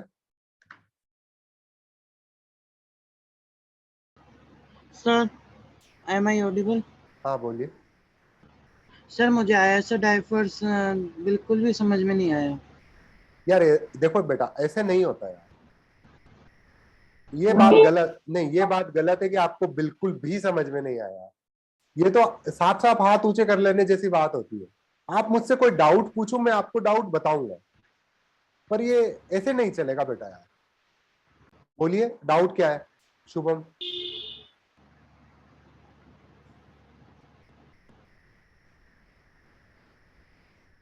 शुभम सर A-2Z1 वाला कंसेप्ट थोड़ा समझाना। उसको छोड़ो, मैंने मना किया उस चीज को छोड़ो। सर आपको आपकी मुझे आवाज नहीं आ रही। मेरी आवाज आ रही है बाकी लोगों को?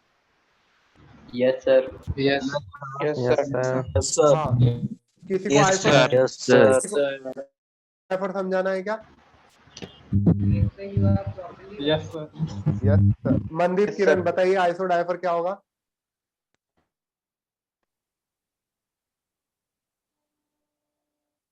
हाँ वानी बजाज बेटा आइसोडाइफर क्या होगा बताइए? Yes sir. सर मनदीप किरण। हाँ बोलिए बेटा आइसोडाइफर क्या होगा, डेफिनेशन बताइए। सर जिसमें same number of neutron and proton गलत, का जो डिफरेंस हो सेम है। हम बताएं। सेम होना चाहिए। ठीक है शुभम अग्रवाल बेटा समझ में आया कुछ डेफिनेशन?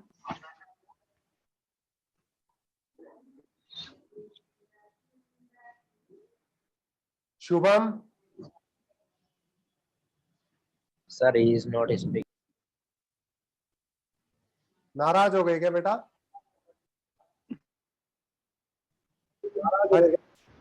हरिओम सोनी बताइए बेटा क्या डाउट है आपका? सर आवाज चली गई थी हाँ आवाज नहीं आ रही थी आपकी। आपको समझ में आया बेटा मनदीप ने क्या बोला आइसोडाइफर्स की डेफिनेशन? नो सर सेम मैं आवाज नंबर ऑफ प्रोटॉन। दोबारा बताओ मनदीप दोबारा बताइए क्या होगा? न्यूट्रॉन और प्रोटॉन आइसोडाइफर इज मतलब same difference between number of protons. अच्छा बंद कर दो मनदीप। वानी आप बताइए। मनदीप अपना माइक बंद कर दो। हाँ वानी बजाज सर मुझे बताइए। आइसोडाइफर में प्रॉब्लम है। सर आप हम बताइए बताएं। ट्राई कीजिए। हम बताएं। प्रॉब्लम तो जिंदगी सर में हर हम किसी बताएं। को है। हम बताएं सर हम बताएं। सर हम बताएं सर हम बताएं। बताओ भैया आप बताओ। नंबर ऑफ सर इलेक्ट्रॉन और number of sir ji proton के बीच का डिफरेंस सेम होना चाहिए। नहीं बेटा सर जिसमें नंबर ऑफ न्यूट्रॉन और प्रोटॉन का डिफरेंस सेम हो। हाँ बेसिकली ये बात है। सब माइक बंद करो। नंबर ऑफ न्यूट्रॉन्स और नंबर ऑफ प्रोटॉन्स के बीच का डिफरेंस सेम आना चाहिए। सब लोग माइक बंद करो।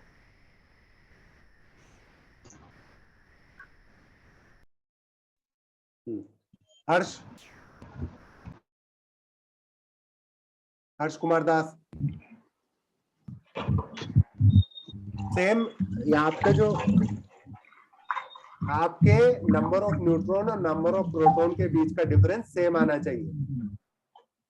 ठीक है अब नंबर शुभम अग्रवाल अपना है अपना माइक ऑन करो बेटा।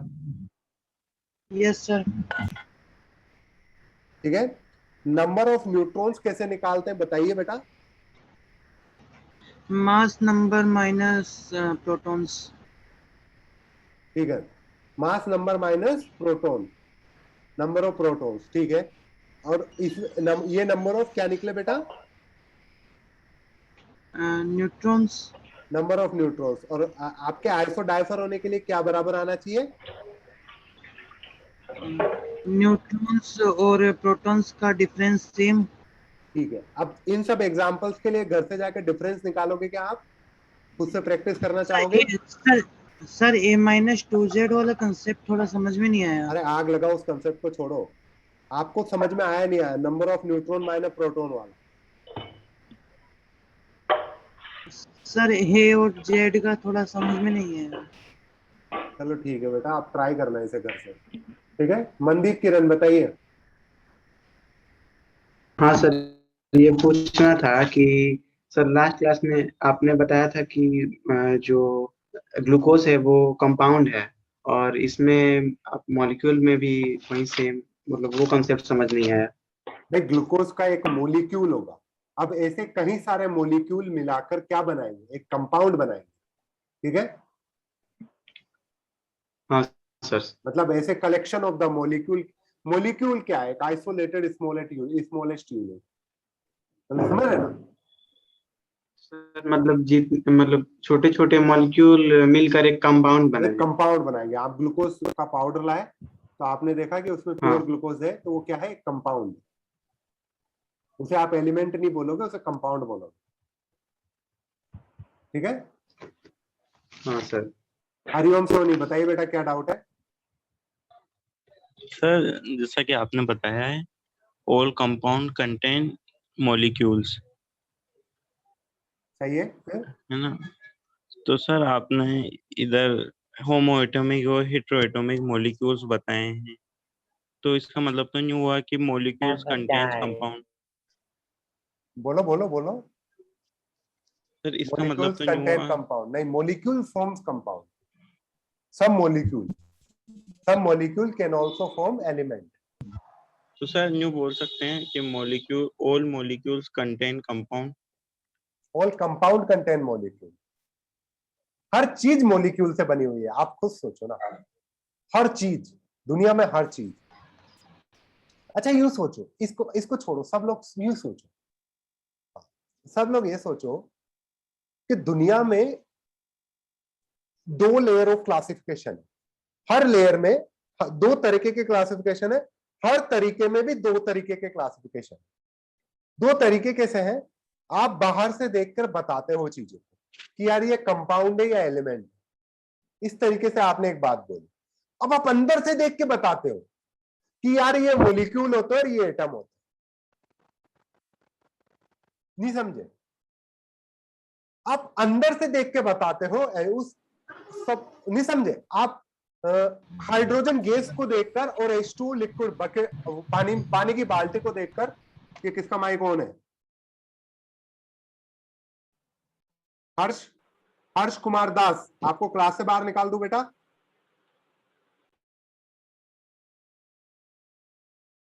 हाँ, यूं समझो कि आपने ऐसे देख के बताया कि H2 का सिलेंडर लिया हाइड्रोजन गैस का, ठीक है। अभी लेट्स से अज्यूम कि कोरोना के टाइम पे खूब सारा ऑक्सीजन का सिलेंडर था, ठीक है, और यहाँ पर था ऑक्सीजन के सिलेंडर थे और यहाँ पे वाटर की बकेट है। तो अब आपने बाहर से देख के बोला कि इसमें एलिमेंट है, इसमें कंपाउंड है। अब अंदर गए, आप कुछ मोलिकुलर लेवल पे चले गए, तो आपने ये देख के बताया कि यार ये दोनों ही मोलिक्यूल से मिलकर बने हुए। अगर आप जीनोन का सिलेंडर, वाटर का सिलेंडर और H2 का सिलेंडर लेते या O2 का सिलेंडर लेते, तो आप क्या देख के बताते कि जीनोन और H2 या फिर O2 ये तीनों एलिमेंट है और H2O एक कंपाउंड है, ठीक है। और अंदर गए मोलिकुलर लेवल पे, तो आप क्या बताते? ये जो एलिमेंट है जीनोन का सिलेंडर, ये एटम से मिलकर बना हुआ है, H2 का सिलेंडर मोलिक्यूल से मिलकर बना हुआ है और O2 का आपका मोलिक्यूल से मिलकर बना हुआ है, H2O भी मोलिक्यूल से मिलकर बना हुआ है। आपको फर्क समझ में आ रहा है 2 जगह से? एक तो बाहर से देख के बताना है और एक अंदर से। जरूरी, दोनों के बीच में कोई रिलेशनशिप नहीं है।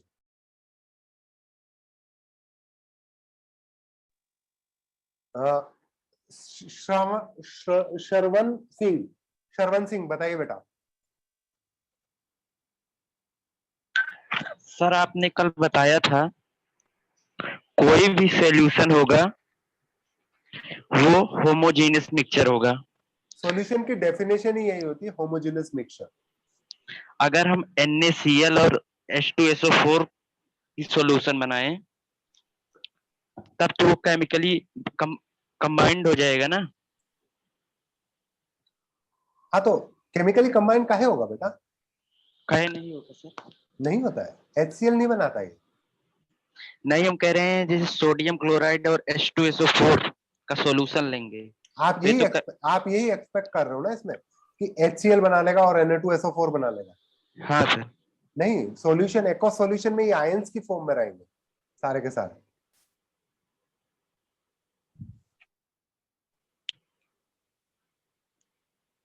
Okay sir.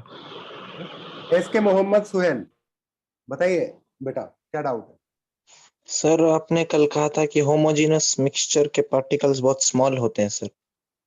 मैंने एक्चुअली ये कहा नहीं था, मैंने आपको डिफरेंस दिखाया था। हाँ, बोल सकते हो कि होमोजेनस मिक्सचर होगा वो, मतलब यूनिफॉर्मिटी होगी उसमें कंसंट्रेशन में, हर पॉइंट पे, हर जगह। सर उसके पार्टिकल्स कभी अलग नहीं किए जाएंगे सर, लाइक फिल्ट्रेशन से वगैरह? कर सकते हैं, एडवांस मेथड्स होते हैं, कर सकते हैं। Okay sir, thank you sir. Chandan Kumar, बताइए बेटा क्या डाउट है आपका? आपने हैंड लो कर लिया सडनली। चंदन कुमार। प्रत्यक्ष, बताइए बेटा प्रत्यक्ष क्या डाउट है? मैं ये पूछ रहा था कि वो H2 फॉर्म एन एलिमेंट आपने लिखा था एग्जांपल में, बट नॉट कंपाउंड सर क्यों पर? क्योंकि सेम तरह के एटम है ना बेटा, इसमें क्या डाउट है? हाइड्रोजन और हाइड्रोजन है। नहीं सर, पर वो कंपाउंड भी तो बना सकता है, H2 की बात कर रहे मैंने हैं। ये नहीं बोला, मैंने अलग आइसोलेटेड स्टेटमेंट नहीं है बेटा, वो पूरा स्टेटमेंट है कि H2 यहां पर क्या बना रहा है, मिलकर क्या बना रहा है, एलिमेंट बना रहा है। नो डाउट H2 किसी और के साथ रिएक्शन करेगा तो वो H2O बना सकता है, H2SO4 कुछ भी बना सकता है, मैं उसकी बात नहीं कर रहा। H2 के मोलिक्यूल अगर एक मोलिक्यूल डाला और खूब सारे मोलिक्यूल डालते गए तो वो क्या बना रहा है, मैं उसकी बात कर रहा हूं बेटा। उसको विदाउट रेफरेंस मत लेना, नहीं समझे?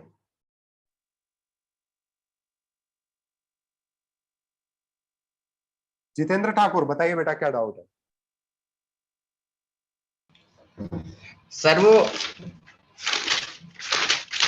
आइसोडाइपर्स में एक्स एंड वाई वाला एग्जांपल समझना था। अरे आग लगाओ यार, तुम्हें मिटा देता हूँ मैं इसको, खत्म।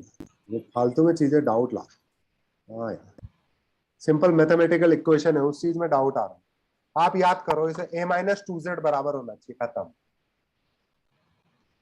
ठीक है? अच्छा, ये डिफरेंस, ये a-2z इस फॉर्मूले से डिफरेंस निकाल के इक्वल करना है। खत्म, फालतू की चीजें ध्यान ही नहीं रखनी, बस ये ध्यान रखना। ठीक है? Thank you sir. हाँ, सुभाष खोखर, सुभाष बताइए बेटा। सर मैं ये पूछ रहा था, ये मॉलिक्यूल से एलिमेंट बनता है ना? मॉलिक्यूल से बन सकता है एलिमेंट, अगर मॉलिक्यूल होमो एटॉमिक हो तो सर ये एटम किससे बनता है? बेटा आप सोचो, खुद का डाउट कितना अजीब सा है, सोचो। आपने बिना सोचे समझे डाउट पूछा, नहीं पूछा। बेसिक चीज सोचो ना बेटा, एटम एक यूनिट हुई, एटम मिलकर आपके क्या बना रहे हैं, एटम डिफरेंट एटम मिलके आपका वो बना रहे हैं मॉलिक्यूल। फिर मॉलिक्यूल से कंपाउंड भी बन सकते हैं, अगर सेम तरह के एलिमेंट हो, सेम तरह के एटम होते तो एलिमेंट भी बन जाता। नहीं? Yes sir. थोड़ा सोचो बेटा इस चीज के बारे में। शुभम कुमार बताइए बेटा क्या डाउट है?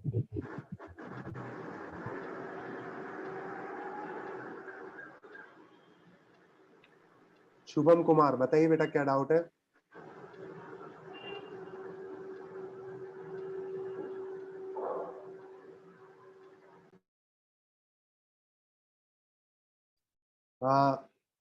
Mansha Sahu, I think I am not pronouncing your name correctly, so Mansa Sahu बताइए बेटा। Yes sir. हाँ सर बोलिए। जैसे कि आपने कहा था कि एटम एक स्मॉलेस्ट यूनिट होती है जो केमिकल रिएक्शन में पार्टिसिपेट करती है, तो सर इलेक्ट्रॉन भी तो पार्टिसिपेट करता है ना? इलेक्ट्रॉन कौन सी रिएक्शन में पार्टिसिपेट करता है बेटा? Like electron individually participate. Electron नहीं करेगा, मतलब इलेक्ट्रॉन को, हाँ इलेक्ट्रॉन नहीं करेगा, मतलब आप सही बोल रहे हो। एक रिएक्शन होती है अमोनिएटेड इलेक्ट्रॉन वाली एस ब्लॉक में, ठीक है? उस तरीके को अब यूं समझो कि आप डेफिनेशन दे रहे हो, और मैंने पहला स्टेटमेंट ही यही बोला था कि इसको लाइटली लेना, एग्जैक्ट वर्ड में मत जाना, बोला था ना बेटा? जी सर। उसका रीजन यही है क्योंकि एटम को आप डिफाइन कर ही नहीं सकते। आप सोचो कि आप ये बोलते हैं स्मॉलेस्ट यूनिट, तो स्मॉलेस्ट यूनिट तो क्वार्क्स होती है, उनके अंदर फिर ग्लूऑन्स होते हैं, जाने के वो किस फोर्स से अट्रैक्टेड होते हैं, उनके अंदर फिर क्या क्या होता है, मतलब ये चीज तो समझ रहे हो ना? जी। तो ऐसे डिफाइन करना लॉजिकल नहीं है, आप बस उसको समझो कि हाँ इलेक्ट्रॉन भी पार्टिसिपेट करते हैं कई बार रिएक्शन में, पर आपके वो मोलिक्यूल मतलब एटम के साथ अटैच होके ही पार्टिसिपेट करेंगे। तो एटम वही है, smallest unit that participate in a reaction. ठीक है बेटा? जी सर, और एक और क्वेश्चन था सर, मास ऑफ इलेक्ट्रॉन और मास ऑफ प्रोटॉन और न्यूट्रॉन में इतना डिफरेंस क्यों होता है, और प्रोटॉन और न्यूट्रॉन में इतनी सिमिलैरिटी क्यों होती है? बेटा ये इनके कॉन्स्टिट्यूएंट्स पे डिपेंड करेगा, ये मुझे नहीं पता एक्चुअली। नहीं सर, तो प्रोटॉन के कॉन्स्टिट्यूएंट्स भी इलेक्ट्रॉन के जितने ही सेम होंगे, तो उसमें इतना ज्यादा डिफरेंस क्यों है? नहीं, केवल उनका चार्ज सेम होता है, ठीक है? अच्छा। प्रोटॉन और इलेक्ट्रॉन का चार्ज का मैग्नीट्यूड सेम होगा। अब ये नेचर में इसी तरीके से एग्जिस्ट करते हैं, ठीक है? अच्छा, ठीक है, thank you sir. Umabati Saha, Umabati Saha, बेटा बताइए, सर अपना नाम लीजिए पहले। प्रॉब्लम है। सर मेरा नाम है उमा बोती साहा। उमा, सर उमा बोती साहा। अच्छा यहाँ इन्होंने सर गलत लिखा हुआ है, हम ठीक है। बंगाली हैं सर। नहीं नहीं कोई दिक्कत नहीं है बेटा, देखो एक प्रोनाउंसिएशन आना चाहिए, ठीक है। हाँ उमाभूति साहा, बोलिए बेटा। सर मेरा कोई प्रॉब्लम नहीं है, मैं सिर्फ जानना चाहती थी कि इलेक्ट्रॉन का मास ग्राम में आपने क्या लिखा था, मतलब मुझे समझ केजी बताइए, केजी में क्या लिखा था मैंने? केजी में था 9.1 इंटू 10⁻³ केजी, लेकिन और सर उसको ग्राम में कन्वर्ट कैसे करेंगे बताइए आप? केजी को 1 केजी इक्वल टू कितना ग्राम होता है बेटा? 100 ग्राम। 1000 होता है ना बेटा, किलो वाला, 1000 ग्राम, सॉरी सर 1000 ग्राम। ठीक है। 1000 हुआ तो आप 1 केजी की जगह 1000 ग्राम लिख दोगे, तो 1000 से मल्टीप्लाई कर दोगे, तो 10⁻³ था, तो वो कितना हो जाएगा? 10⁻²8, ठीक है। 9.1 इंटू 10⁻²8, ठीक है। प्रिंस कुमार बताइए बेटा, क्या डाउट है आपका? हेलो। हाँ बताइए। जी सर, मैं पूछ रहा था कि जितने भी हम लोग आइसो टर्म्स पढ़े हैं, जैसे कि एक आइसो बार्स हम लोग पढ़े हैं आर्गन और कैल्शियम, हाँ। तो ये जब मतलब किसी भी रिएक्शन में अगर ये इंडिविजुअल अगर अलग अलग रिएक्शन में पार्टिसिपेट कर रहे हैं, तो चूंकि ये आइसो बार्स हैं, इनमें कुछ सिमिलैरिटीज होगी? नहीं, मतलब एक्चुअली देखो सही बताऊं, एक्चुअली लोग बताते हैं कि इनका रिएक्शन में पार्टिसिपेशन कैसा होता है, पर मैं नहीं पता, ठीक है। आइसोटोप्स का क्या बात है? आइसोटोप्स का बेटा माइक बंद कर दो। ओके। हाँ, आइसोटोप्स का क्या होता है, जनरली रिएक्शन में सेम प्रॉपर्टी शो करते हैं, कुछ डिफरेंस भी होता है। हाइड्रोजन, ड्यूटेरियम और ट्राइटियम जब ऑर्गेनिक पढ़ोगे ना, तो इनके डिफरेंस आते हैं, ठीक है। अब बेटा अभी होमवर्क कुछ भी नहीं है, कल से होमवर्क मिलेगा, ठीक है। आइसोबार्स का भी कुछ डिफरेंस होता है बेटा, क्योंकि ये डिफरेंट एलिमेंट है। आइसोबार में क्या आपने क्या चीज पढ़ी? आइसोबार में ये चीज पढ़ी कि same mass number different atomic number. अगर एटॉमिक नंबर ही डिफरेंट हो गया, तो आपका एटम ही डिफरेंट हो गया ना, तो वो रिएक्शन में तो डिफरेंट पार्टिसिपेट करेगा ही, ठीक है। हेलो प्रकाश, सर। हाँ बोलिए।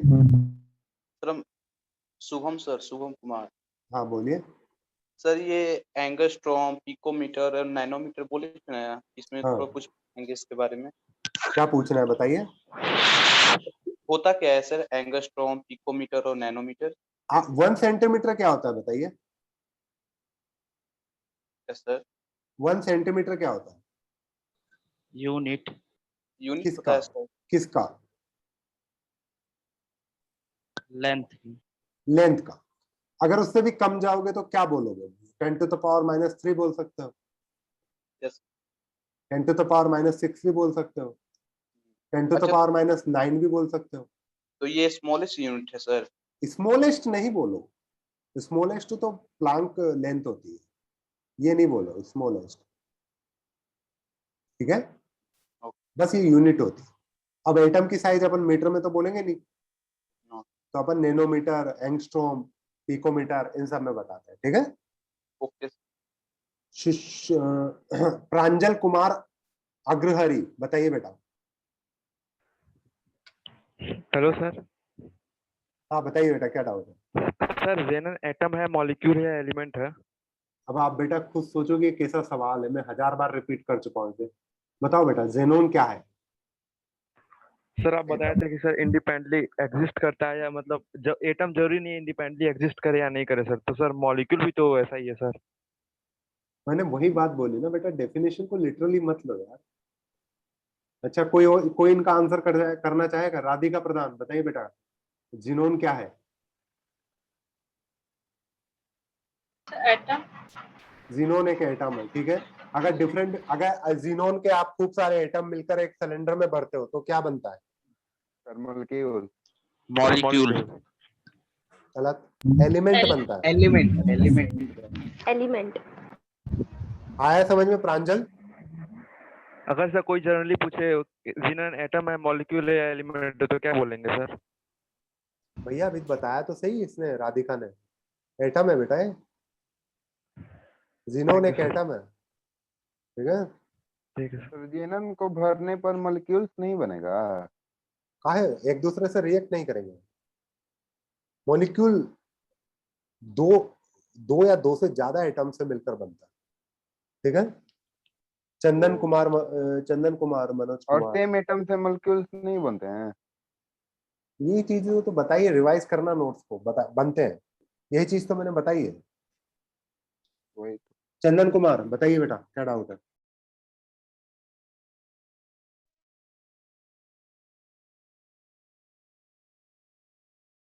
आवाज नहीं आ रही बेटा आपकी। चलो बाकी लोग बाकी डाउट बाद में पूछना, ठीक है।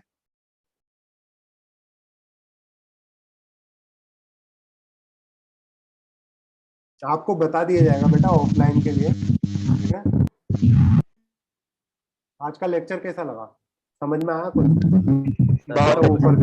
बहुत अच्छा था फैंटास्टिक सर बहुत मजा आया। किससे पढ़ लेते हो मुझे बताओ, इतने शोर में? किसी के पीछे से बातें चल रही है, किसी के शोर आ रहा है, किसी के इंटरनेट कनेक्शन नहीं है। सर ग्रुप व्हाट्सएप वाली हम लोग का एक, यार ग्रुप मेरे को एलन से मना किया गया ग्रुप बनाने के लिए। हम लोग खुद बना लेंगे सर, मतलब कुछ ऐसा प्रॉब्लम होता है तो होमवर्क पूछना है वो, मतलब कुछ वो आप लोग अपने हिसाब से देख लो, ठीक है।